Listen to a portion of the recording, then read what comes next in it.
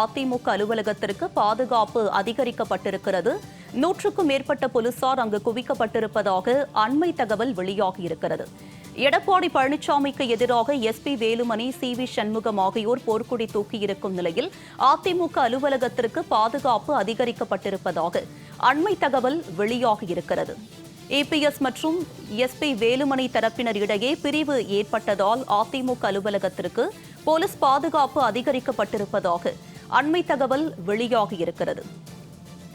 SP வேலுமணிக்கு ஆதரவளித்த 26 மாவட்ட செயலாளர்களின் கட்சி பொறுப்பை எடப்பாடி பழனிசாமி பறித்திருக்கும் நிலையில் அதிமுக அலுவலகத்தில் பாதுகாப்பானது அதிகரிக்கப்பட்டிருக்கிறது. இது பற்றிய கூடுதல் விவரங்களுடன் இணைகிறார் எமது செய்தியாளர் லாவண்யா. அவரிடம் விவரங்களை கேட்டு பெறலாம். லாவண்யா, சொல்லுங்க, அதிமுக அலுவலகத்திற்கு தற்போது பாதுகாப்பு அதிகரிக்கப்பட்டிருக்கும் நிலையில் இது பற்றிய விவரம். வணக்கம். சென்னை ராயப்பேட்டையில் உள்ள அதிமுகவினுடைய தலைமை அலுவலகத்திற்கு 100க்கும் மேற்பட்ட போலீசார் குவிக்கப்பட்டு பாதுகாப்பு அதிகரிக்கப்பட்டுள்ளது. அதிமுகவில் எஸ்பி வேலுமணி தலைமையிலான சட்டமன்ற உறுப்பினர்கள் 25 பேர் தமிழக வெற்றிக் கழகத்திற்கு ஆதரவாக நேற்று வாக்களித்தனர். இதனைத் தொடர்ந்து எடப்பாடி பழனிசாமி, எஸ்பி வேலுமணி, நத்தம் விஸ்வநாதன், சி.வி. சண்முகம், விஜயபாஸ்கர் உள்ளிட்ட 26 மாவட்ட செயலாளர்களினுடைய அந்த பதவியை பறித்தார். அவர்களை கட்சியிலிருந்து நீக்கினார்.